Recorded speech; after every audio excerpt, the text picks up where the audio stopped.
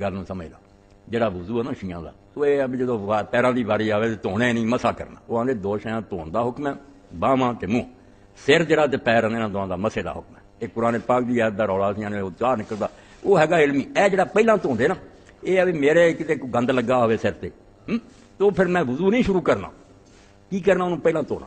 وضو باری نہ بعد جانا ادو مسا ہی کرنا مگر نجاست نوں دور کرنا پہلا وہ علیحدہ ایک بات ہے یہ سمجھنا جڑے باہروں آئے ہیں یا کتے ہوگا انہوں پہلا پاک کر دے کہ کوئی شے نہ آئے پھر انہوں سکاؤندے ہیں اسی طرح نہ گلے گلے تے کر لیو مسا نہ ہوا پھر دھوتا خشک کر کے نا جدوں پھر وضو آنا ترتیب نہ پھر یہ ہاتھ دھونے منہ پانی پاؤنا نک پاؤنا منہ دھونا اتوں تک تے مڑ کے سر تے ہاتھ تے پیراں وہ مسا یہ احتیاط ہے نا اگر سمجھدا کوئی بھی نجاست ہے وہ نجاست دا مسئلہ الگ ہے کہ ساڈے بھی کسی حصے تے لگی ہوئے اسی وضو نہیں شروع کر سکتے جب تک انہوں پاک نہ کری